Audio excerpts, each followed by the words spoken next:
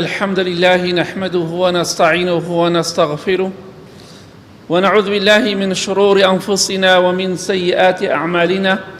من يهده الله فلا مضل له ومن يضلل فلا هادي له، وأشهد أن لا إله إلا الله وحده لا شريك له، وأشهد أن محمدا عبده ورسوله. أما بعد، فإن خير الكلام كلام الله، وخير الهدي هدي محمد صلى الله عليه وآله وسلم، وشر الأمور محدثاتها، وكل محدثة بدعة، وكل بدعة ضلالة، وكل ضلالة في النار. خۆشەویستان، ئێمە خاوەنی خێزانین، کچین، خوشکین، کەواتە پێویستە ئاگاداری ئەو خاڵە بین دوژمنانی ئیسلام، ئەوانەی کە چاویان بە ئیسلامدا هەڵنایە، بەردەوام پیلان دائەنێن. پیلانەکانیشیان بەڕاستی زۆربەی سەری گرتووە. ئەوان دەیانەوێت دوژمنانی ئیسلام، دوژمنانی حەیا و شەرم، دەیانەوێت بەداکەندنی بەلابردنی باڵاپۆشی و حیجاب، دەیانەوێت کۆمەڵگایەکی خراپ دروست بکەن.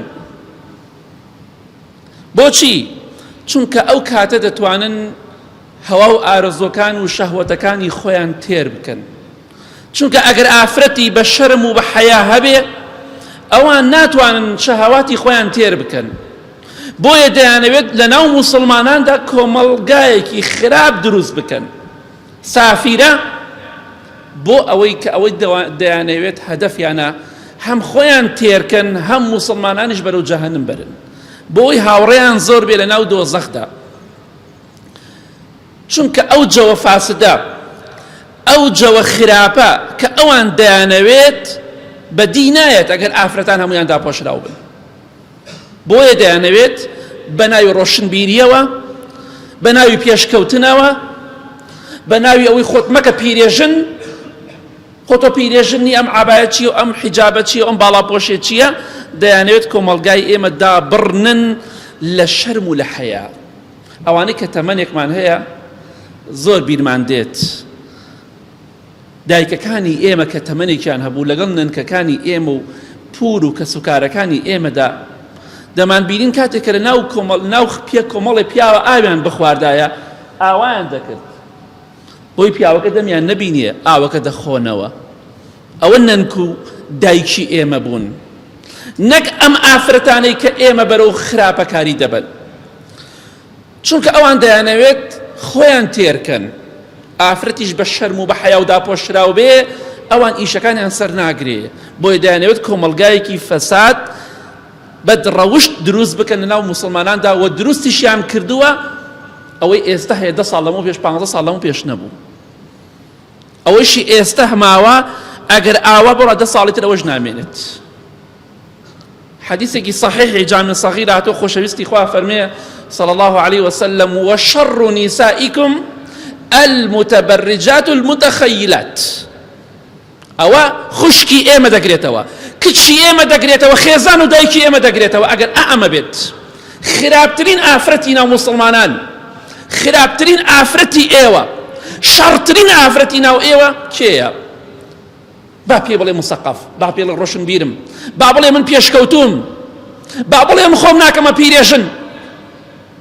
خراپترین ئافرەتن. پێغەمبەری خوا دەفەرمێ صلی الله عليه وسلم: المتبرجات، ئەوانەی سنگیان دەرەخەن، سەریان ڕووتەکەن، لاشەیان ڕووتەکەن، جلی تەسک و تەنک لەبەر دەکەن، دێ بۆ مزگەوت کاکەم، ئەم جاژنەکەی خۆی دەڕازێنێتەوە و کچەکەی خۆی دەڕازێنێتەوە، فول خۆی دەڕازێنێتەوە، سینگ و لاشە و سەری دەردەخا و قژی خاو دەکاتەوە، دەڕوا بۆ ناو شای و هەڵپەڕکێەوە بۆ ئەملاو ئەولاو، کاکەشم ئەهلی مزگەوتە بەداخەوە. ئەو نوێژە هیچ تەسیرێکی بەسەر خەڵکەوە نییە. ئەوە کارەساتەکەی، ئەوەش کە ئاوا قژی خاو کردوتەوە، ئەوەش کە سنگی دەرخستەوە بۆ خەڵکی بێگانە، ئەویش نوێژ دەکات زۆر جار. خۆشەویستی خوا فەرمێ صلی الله عليه وسلم: ئەوانە خراپترین ئافرەتن کە سافیرن، ئەڕۆن لە خۆیان باین، تەکەبورەکەن. ئێمە جوانین، لاشەی خۆیان دەرەخەن، پیاوەکەشی دەڵێ دەی جسمی خۆ دەرخەبا خەڵ بڵێن ژنەکەی فڵانکە جوانە. لەم چەند ساڵا لە تورکیا بوومەلەرزەی گەورە ڕوویدا، پار بوو پێرار بوو کەی بوو، یەکێک لەو شتانەی کە زۆر کاریگەر بوو ئافرەتێک لە ژێر داروپەردووە بوو، لە ژێر ئەو شتانەدا مابوو کە ڕووخا بوو بەسەریا، ئەو ئافرەتە لەوانە لە ماڵ خۆیان بوو بێ لە پڕێکە خانەکە ڕووخاوە، بۆیە هەرچە نێوتیان وەرە دەرەوە لە کاتێکا زۆریش مابووەوە بێتاقەت بێهێز برسی، وتی وەڵڵاهی هەتاکو لەچکم بۆ نەهێنن خۆمدا نەپۆشم نایەمە دەرەوە، بۆیان هێنا ئەمجا بە پۆشتەیی هاتە دەرەوە لە ناو ئەو شوێنەدا. ئێمە پێویستمان بە ئافرەتی ئاوایە، بەڵام دوژمنانی ئێمە ئەم ئافرەتانیان ناوێ، شەیتان ئەم ئافرەتانەی ناوێ، ئافرەتێکی دەوێ بەڵێ بۆ هەموو پیاوێ بکە، لە خزمەتی هەموو پیاوێکا بێ. شەیتان و دوژمنانی ئەم ئیسلام ئەویان دەوێت، بۆ ئاگادار بنەوان ڕۆژ لە دوای ڕۆژ زیاتر پیلانمان بۆ دانێن. خوشکی بەڕێزم کە خێزانەکانی ئێوەیە، کچەکانی ئێوەیە، خوشکەکانی ئێوەیە، دایکەکانی ئێوەیە، لاشەی خۆت، جسمی خۆت، سینگی خۆت، ملی خۆت، قۆڵی خۆت، قاچی خۆت، قژی خۆت بۆچی بۆ خەڵکی بێگانە دەردەکەی؟ لە ئاهەنگەکانە، لە حەفلەکانە، لە بۆنەکانە، باشە ناترسی ڕۆژێکدا ئەو لاشەیی تۆ بەپێی قورئان ئەو لاشەی تۆ شایەتی خراپت لەسەر ئەدات؟ نازانی ڕۆژێک دێت بە کفنێکەوە داتەپۆشن؟ بۆ وا دەکەی بۆ لەخوا ناترسی. لە حەدیثێکی صحیح مسلم داهاتۆ خۆشەویستی خوا فەرمێ صلی الله عليه وسلم ئەمە حەدیثە حتا ئێرە بڵێ من دڵم پاکە، دڵپاکی نایخوا، دڵ خائیسە، تۆ سافیرەی، تۆ خراپترین ئافرەتی بە وەصفی پێغەمبەری خوا صلی الله عليه وسلم. تۆ ئەم ئافرەتەی ئەگەر تۆبە نەکەی نەگەڕێتەوە بەلای خوا بۆ بازاڕەکان و بۆنە و ئاهەنگەکان بۆ شایەکان سەرت ڕوتکەی، سینگت ڕوتکەی، لەچک نەکەی، خۆتدا نەپۆشی، تۆ ئەمە سەرنجامی قیامەتەکەتە ئەگەر ئابەم شێوەیە بمریت. خۆشەویستی خوا فەرمێ صلى الله عليه وسلم دوو تاقم هەیە، دوو کۆمەڵ هەیە ئەهلی ئاگرن من نەیانم بینیوە، بەس ئەهلی دۆزەخن، ئەهلی دۆزەخن. ئیتر خۆ بە قسەی پێغەمبەری خوا ساسە بە قسەی تۆ نابێ، بە قسەی ئیبلیس نابێ کە خزێتە مێشکتەوە من بەهەشتیم. چیم کردووە؟ چیت نەکردووە؟ ئەمەت کردووە. ئەهلی ئاگرن یەکەم شتێ، من ئەهلی النار. بەڕەحەمترین کەس وا دەڵێ کە پێغەمبەری خوایە صلی الله عليه وسلم. ئەو ئافرەتانە کێن؟ نساء كاسيات عاريات، بحساب جلیان لەبەرایە بەس ڕوتن، پانتۆڵی لەپیایە، جلێکی تەسکی و تەنگی لەبەر کردووە، ئەڕواتە ڕێوە متەکەبیرە، خۆی بە گەورە دەزانێ من جوانم، من باڵام جوانە، من وام تەکەبور بەسەر خەڵکیدا دەکات. ئەمانە پێغەمبەری خوا فەرمێ صلی الله عليه وسلم ئەم ئافرەتە سافیرانە بەحساب پۆشتن بەڵام ڕوتن لە ئەسڵا. ئەوە نەبێت جلیان لەبەرانێ بەڵام جلێکیان لەبەرایە بە کەڵک نایە. خۆیان جوانەکەن بۆ دەرەوە بەڵام لە ماڵژە پیاوەکانیان لیان بێزارە، خۆیان جوانەکەن بۆ دەرەوە بەڵام حساب بۆ پیاوەکانیان ناکەن لە ماڵەوە. ئەوە کارە ساتەکەیە زۆرێکیان. خۆشەویستی خوا فەرمی صلی الله عليه وسلم ئەو ئافرەتانە کە بە لەون جەولار دەڕۆنە ڕێوە سافیرن، ئەوانە یەکەم ئەهلی ئاگرن. دووەم فەرمووی ولا لا يدخلن الجنة ولا يجدن ريحها، ناڕۆنە بەهەشتەوە بە کچەکەت بڵێ، بە خوشکەکەت بڵێ، بە خێزانەکەت بڵێ لا يدخلن الجنة، ناڕۆنە بەهەشتەوە ئافرەتە سافیرانە ئەگەر تۆبە نەکەن، ولا يجدن ريحها، بۆنی بەهەشتیش ناکەن. ئیتر تۆ هەر بڵێ من مسەقەفم، تۆ هەر بڵێ من ڕۆشنبیرم، تۆ بڵێ هەر من خۆم ناکەمە پیرێشن، ئەوە سەرنجامەکەی تۆیە ئەگەر تۆبە نەکەی، ئەگەر خوا ڕەحمت لێ نەکا. پێغەمبەری خوا فەرمێ صلی الله عليه وسلم ئەهلی ئاگرن ناچنە بەهەشتەوە بۆنی بەهەشتیش ناکەن. کێ لە ئێوە پێی خۆشە خێزانەکەی شمولی ئەم حەدیسە بکە؟ کێ لە ئێوە پێی خۆشە کچە جگەرگۆشەکەی ئەم حەدیسە بیگرێتەوە؟ کێ لە ئێوە پێی خۆشە خوشکەکی بیگرێتەوە، دراوسێکی بیگرێتەوە، پورەکەی دایکێکی بیگرێتەوە، کەس دەیکەواتە بیسەلمێنە، بڵێ بۆ خاتری خوا خۆت داپۆشە، بەوە نابیتە ڕۆشن بیر بە قسەی شەیتان بکەی فەرمانی خوا بشکێنی. کۆمەڵی ئافرەت هاتنە خزمەتی دایکی ئیمانداران عایشەی خێزانی پێغەمبەری خوا صلی الله علیه وسلم، جلێکی تەنیکیان لەبەراو، جلیان لەبەراو بەڵام تەنک بوو، جلەکانیان تەنک بوو، زۆر تەنک بوو. عایشە ڕەزا و ڕەحمەتی خوای لێبێ فەرمووی ئەگەر ئێوە ئیماندارن، ئەگەر خۆتان بە باوەڕدار دەزانن، ئەمە جلی باوەڕدار نییە. منیش دەڵێم خوشکەکانم، ئێوەی کە لە بازاڕ و بۆنە و ئاهەنگەکانە جلی تەسک و تەنک لەبەر دەکەن، زۆرێک لە لاشەتان بە دەرەوەیە، ئێوەش ئەگەر ئیماندارن، ئەگەر باوەڕدارن، ئەگەر موسڵمانن، ئەوە جلی ئێوە نییە، نە بەخوا جلی ئێوە نییە. ئەگەر ئافرەت فەساد بوو، خراپ بوو لە کۆمەلگادا، کۆمەلگا هەمووی خراپ دەبێت. بۆ؟ چونکە ئافرەت واتە دایک، ئەو دایکی کە مناڵ پەروەردە دەکات. ئافرەت واتە خوشک، واتە کچ، واتە خێزان. بۆیە کاتێک کە ئافرەت خراپ بوو، دوژمنانی ئەم ئیسلامە ئافرەتیان خراپ کرد، هەدەفی و ئامانجی خۆیان دەپێکن، چونکە دایکەکان کچەکانیان پەروەردە ئەکەن، خۆتان دامەپۆشن. لەگەڵ کچەکەی دێ بۆ بازاڕ دەڕوا بۆ ئاهەنگەکان، کچەکەی سافیرەیە، ئەو دایکە خراپەکەن، کچەکەش خراپە بێ، ئافرەتەکە خراپەکەن. تەماشا دەکەی ئەوان تەئسیرات و کاریگەری تەواویان لەسەر کۆمەلگا هەیە. ئەوان ئێستا نیوەی کۆمەلگانین، بەڵکو لە نیوەی کۆمەلگا زیاتریشە، و ئەوەشی بە ئافرەتە کرێ، بە پیاو ناکرێ، لە خراپەکاریە. بۆیە ئەوان دژمنانی ئەم ئیسلام و ئەم دینە پیرۆزە دەیانەوێت جلوبەرگی شەرعی، باڵاپۆشی لە ئافرەتانی ئێمە دوورخەنەوە. ئەو کاتە ئەو کۆمەلگا پیسێکی خۆیان دەیانەوێت دروست ئەبێت. نەک 20 ساڵ لەمە پێش نابێت، کەمترش لە 20 ساڵ کۆمەڵی ئافرەتی بە جلی ناشەرعی و جلی خراپە و هاتنە ئەم شارەوە تەماتەبارانیان کردن. ئێستا کچەکان و خوشکەکان و خێزانەکانی خۆمان ناوایە، تەماتەباران نەما، ڕۆشت وردە وردە غیرەتمان لێ دەسێننەوە، ئیمانەکەمان لاواز دەکەن. مناڵن تەماتەبارانیان کۆم لەگەڵ ئەوەدانی تەماتەباران کرێن، بەڵام بەسمەی کۆمەلگا ئەوە خراپ بوو، هەموو شتێکی بەلاوە ئاساییە. مناڵم بێڕێزی بەرامبەریان کرد، نەسیحەتێک کرێ بکرێ، بەڵام بێڕێزی بەرامبەر هیچ کەسێ نابێ بکرێ. بەڵام بەسمان ئەوەیە کۆمەلگای ئێمە ئەو شتانەی قبوڵ نەکرد، ئێستا هەموو شتێک قبوڵ دەکا، وردە و قبوڵی دەکەین.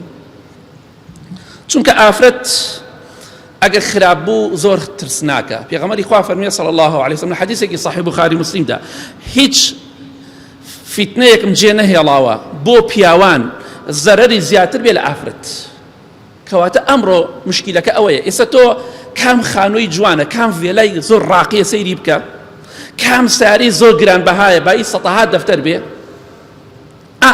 بەقەت ئەم خانووە دۆلار ببینە، بەقەت ئافرەتێک کە جوان بێت تەئسیری لێ ناکات. بۆیە خەتەرە.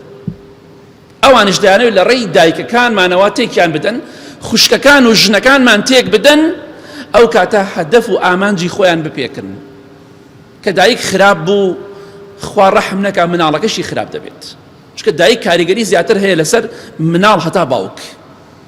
بۆیە ئەو کاریگەری کە لە ئینسان بەرامبەر بە ئافرەتی بۆی دروستە بێ، بەرامبەر بە دنیا و ماڵ و سەرۆت و سامان و خانوو دروست نابێ. بۆیە ئەوانش دەیانێت ئافرەت خراپکەن و خراپیشیان کردووە و خراپتریشی ئەکەن ئەگەر ئێمە ئاوا بێمەوقیف بین، بێ هەڵوێست بین بەرامبەر بە کچەکان و ژنەکانی خۆمان. یا ڕەبی خۆیان شەرم و حەیامان بۆ بگەڕێنیتەوە، ئەو شەرم و حەیایی کە نەنگ و داپیرە و دایکەکانمان هەیان بوو، یا ڕەبی خۆی بۆمان بگەڕێنیتەوە لە شەڕی خراپەکاری ئەم فەسادانە بە دوورمان کەی. ئامین ئامین ئامین.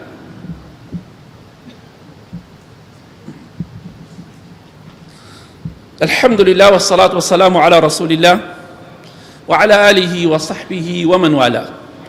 دژمنانی ئیسلام و بەکرێ گیراوەکانیشیان ئافرەتانیان بە ناوی ئازادیەوە، تۆ ئازاد بە، بە ناوی ئازادیەوە ئافرەتانیان لە ماڵ دەرکرد، ئافرەتیان لە ماڵان دەرکرد، ئەو کاتە ئەو ئافرەتانە ئەوەی کە پێیان وتن ئەو ئازادیە و ئەو وعدانە کە پێیاندان جێبەجێیان نەکرد لە ماڵیش دەریانکردن پەشیمان بوونەوە. بۆیە ئەمڕۆ دەبینین لە سۆشیال میدیا چەندەها ئافرەت و لە ڕیبەڕێستان هەیە بێخاوەنە، خاوەنی هەر نییە، نەحساب بۆ باوکەکە، نەحساب بۆ دایکەکە، نەحساب بۆ براکە، نەحساب بۆ پیاوەکە، نە بۆ هیچ کەسێک. حڕە بۆ خۆی، ئازادە، دەرەچێە لە تۆڕە کۆمەڵایەتیەکان. ئێمەی موسڵمانی ئەهلی جومع و جەماعەت گوێیان لێگرن و لایڤەکەیان سەی لایڤەکەیان نەکەین، لایکیان بۆکەین. ئەوان حاش حەزری بێخاوەنن. ئێمە چ پێویستمان بە ئافرەتێکی بێخاوەنە لە وڵاتە دراوسێکانمانەوە، لە ئێرانەوە، لە عێراقەوە، لە سووریاوە، لە تورکیاوە بێ بۆ لای ئێمە؟ چ پێویستمان بەوانەیە؟ ئەوانە جڕ و جانەوەرن، ئەوانە ئێمە فەساد دەکەن و تەئسیریان بەسەر ئافرەتانیشەوە زۆر هەبووە. تەماشا دەکەی ئیسلام فەرمانی کردووە ئافرەتە ماڵ وەکو شاژن بژی، پیاو لە دەرەوە ئیشی بۆ بکە و کەسابەتی بۆ بکە و خزمەتی بکە، بەڵام ئەمان دەڵێن بە ناوی ئازادی و بڕۆ دەرەوە. ئەمجا زۆرجا سەلامەتیش نابن، سەلامەت نابن، چونکە ئینسان لاوازە ئاگر و بەنزین پێک بگەن خەتەرە، ژن و پیاش بە هەمان شێوەیە. کەواتە ئەوان بە ناوی ئازادیەوە زۆرێک لە ئافرەتانیان دەرکرد، هەنێکیان کوژدان، هەنێکیان خەریکی بەدڕەوشتی و خراپەکارین، هەنێکیان نازانن چی بکەن، هەنێکیان خۆیان نەکوژن، دەریان کردن. بەڵام ئەو دەرکردنە کە دەرکران ئێستا ناتوانن بگەڕێنەوە، لە ماڵ باوکیان بوون، لە کەسوکاریان بوون، ئەوەشی کە پێیان وترا هەمووی درۆ دەرەسە دەرچوو. ئازادی چی؟ ئەوە ئازادیە یعنی ئافرەتان بچنە کێشتخانەکانەوە، بڕۆنە بازاڕەکان و مارکێتەکان و ئیش بکەن و خاوەندوکان گێچەڵیان پێ بکات. ئەمە ئازادی ئافرەتە؟ ئەوە ئازادی ئافرەتە خاوەنکارێک لە ئافرەتی لە کچەکەی من و خێزانەکەی من و خوشکەکەی من و تۆ تووڕەبی و سوکایەتی پێ بکە، بۆ واکەی بۆ هات کرد بۆ ئۆتشکان. ئەوە ئازادی ئافرەتە؟ یاوە ئازادی ئافرەتە ئافرەت بە ڕێزەوە دانیشی خزمەتی ماڵ و مناڵ و پیاوی خۆی بکە و پیاوەکەشی حەماڵی بۆ بکە و خزمەتی بکە؟ کامیان باشترە؟ خوا فەرمانی کردووە ئەبێ خزمەتی خێزانەکەی خۆت بکەی. ئاخر گۆزە لە کانی هەموو ڕۆژێ بە ساغی ناگەڕێتەوە، هەنەجار لە دەستەکەوێتە خوار ئەشکێ. ئەمە قسەیەکی کوردەواریە، لەوانەیە ژنەکە و کچەکەی تۆش هەموو ڕۆژێ بە ساغی و بە سەلامەتی نێتەوە. بە ناوی ئازادیەوە ئافرەتێ زۆریان فەساد کرد. بەداخەوە ئەمڕۆ قەیرانی شەرم و حەیایە بە تایبەتی لای ئەوانەی کە زینا دەکەن. قەیرانی شەرم و حەیایە لای ئەو ئافرەت و پیاوانەیە کە خەریکی زیناکردنن. پەنا بەخوای گەورە، من چی لە ماڵ بکەم، چی لە خانووی خۆش بکەم، چی لە پارە و پول بکەم؟ ئێمە چی بکەین لە پارە و پول و خانووی خۆش ئەگەر شەرم و حەیا نەما لە ناو کۆمەلگای ئێمەدا؟ چەند جار بیستمانە باوباپیری ئێمە میوانی هاتووە کچەکەی خێزانەکەی خوشکەکەی ناوماڵی گستک داوە و تێتی خوایە گیان حیوانێک جارێ جوانەگایەکی گرۆتە قوربانی، حیوانێک ئەکەمە قوربانی و ئەکەمە خێر، خوایە گیان حیوانێک دەکەمە خێر، بەس فڵان کەس ئیتر کچێتی خێزانێتی خوشکێتی هەر کەسێکە بە چەمانەوەوە گستک نەدا و دابنیشێ گستک بدا. ئەو باوباپیری ئێمە بوون، ئەو باوباپیری ئێمە. ئێستا ئافرەت دێتە دەرەوە بەر دەرگا گستکەدا هەموو گیانی بە دەرەوەیە، لەچکی فڕێداوە. بەڕاستی ئەمە کارە ساتەکەیە. شەرم و حەیا وردە وردە بەرەو نەمان دەچێ. حیوانێ دەکاتە خێر بەس بۆ ئەوەی ئەو ئافرەتە نەچەمێتەوە بە چەماندنەوە گستک بدا، بەڵکو دابنیشە بە دانیشتنەوە گستک بدا. کوا ئەو ڕۆژە، کوا ئەو کەسانە؟ ئەوانە بە دواکەوتو حسابەکرێن، نە ئەوانە بردیانەوە، لە دوای مردنیشیان بردیانەوە.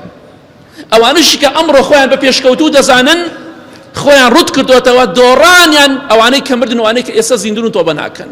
ئێستا هەزارەها و ملیۆنەها ئافرەتی سافیرە هەیە لە ناو قەبرە، هاوارەکە و پەشیمانە، خۆزگایە سافیرە نەبوومایە، بەس تازە ڕۆشت. با بگەڕێنەوە سەر دینی ئیسلام، ئەو عادەتەی کە باو باپیر و نەنک و دایکی ئێمە هەیبوو، نەک ئەمەی کە لە ئافرەتانی ئەوروپاوە فێری بووینە. بەڕاستی ئەوان دەیانەوێت وامان لێ بکەن شەرم و حەیا نەمێنیە. ئەڵێ حساب بۆ پیاوی خۆت هەر مەکە. پیاو چێتە حسابی بۆ بکەی؟ حساب بۆ پیاو مەکە، حساب بۆ باوکو دایک هەر مەکە، حساب بۆ بنەماڵە و خانەواتە هەر مەکە. تۆ ئازاد بە ئازاد. ئابەم ناوەوە ئەمیش فەقیرە نەزانە هەڵە خەڵەتەیە، حساب بۆ پیاوەکەی ناکە، حساب بۆ خەڵکی ناکە و ڕائەکات. دوایش پەشیمان دەبێتەوە، ناتوانێت بگەڕێتەوە. تازە هەردووکی لە هەردووکی بوو. ئەوان ئیشی کە وعدیان پێدا نە لە دنیا و نە لە قیامەت هیچی بۆ ناکەن ئیلا مەگەر لەگەڵیان ڕابێرن، ئیلا مەگەر ڕێگای خراپەکاری پیشان بدەن، غەیری ئەوەی هیچ تر نییە. کەواتە دەماشا دەکەی ئەوان دوژمنانی ئەم ئیسلامە دەیانەوێت لە ماڵ دەریانکەن. حساب بۆ پیا و باوک و دایک ئەوانە هەر مەکە. ئەوانە چنگە حسابی بۆ بکەیت؟ تۆ بە خۆت خاوەنی خۆتی. ئەمجا کە لە ماڵ دەریانکردن بەبێ مارەی، بەبێ مارە بڕین، بەبێ مارە پێدان، ئەمجا لەگەڵیانە دەخەون و شەهوەتی خۆیان لەگەڵا تێرەکەن، خەڵکیان بۆ دەهێنن، دەیانکەن بە لەش فرۆش. ئافرەتێ بە ناوی ئازادە و دەریان کرد بۆ لەش فرۆش و خۆی کوشت. تەواو پەشیمانە. ئەمە بە ناوی ئازادیەوە بۆی ئەمڕۆ لای زۆرێک لە خەڵکی بەتایبەتی ئەوانەی کە بەدڕەوشتوی زینا دەکەن قەیرانە، چۆن قەیرانی پارەیە، ئەوە قەیرانی شەرم و حەیایە.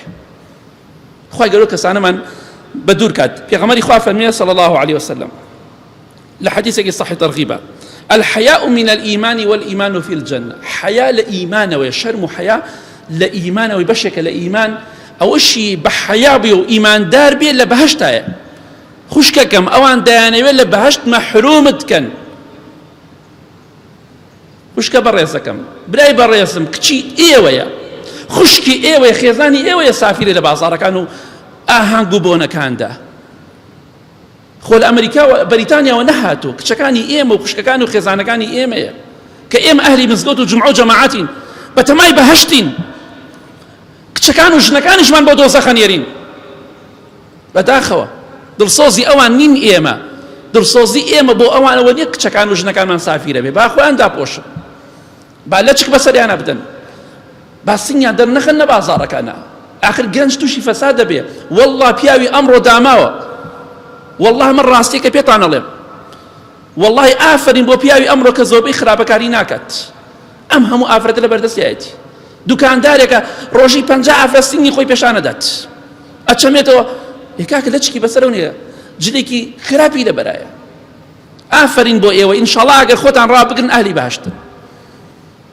پیا بەڕاستی هەر باشە تووشی فەسادی زیاتریش نابێ. خۆشەویستان، بەڕاستی لە کۆتاییدا دەڵێم دژمنانی ئەم ئیسلامە بەکرێک گیراوەکانیشیان ئەوان بە ناوی ئازادیەکی درۆوە ئافرەتان دەرئەکەنە دەرەوە لە ماڵ، ئافرەتان بێ خاوەن دەکەن، بەڵام واللهی ئەوان دڵسۆزی ئەو ئافرەتانە نین، لەبەر خۆشەویستی ئەوان نییە.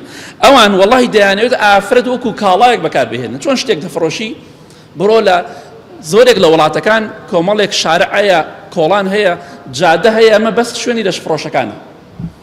وای هاتۆ کراوەتە ناو جامەوە، لەو دوو جامەوە کەسێک کامیان هەڵە بژێری. ئەیانەوێت ئافرەتانی ئێمەش ئاوا لێ بکەن. چەندێک لەش فرۆش لەم وڵاتەی ئێمەدا هەیە، چەند شوێن هەیە شوێنی لەش فرۆشیە. لەسەر جادەکان ئافرەتان نابینی. ئێمە چی پێویستمان بەم لەش فرۆشانەیە کە لە دەروی وڵاتی ئێمە هاتوونە، وڵاتی ئێمەش فێرەکەن؟ چی پێویستمان بە وڵاتەکانی دەوروبەرمانە هەچی لەش فرۆشەی بێت بە ناوی لەش فرۆشی لەسەر جادەکان بوەسێ، بە ناوی شتێترەوە ئافرەتانی ئێمەش لە خشتە بەرن؟ بێگومان دوژمنانی ئیسلام و بەکرێ گیراوەکانیشیان دەیانەوێت کۆمەڵگایەکی بەدڕەوشت و دوور لە شەرم و حەیا دروست بکەن. بەڵام ئێمە ئەگەر عاقڵ و تێگەشتووی بین لە خوا بترسین، هەموو پیلانەکانیان بە ئیزنی خوا بەتاڵەکەینەوە.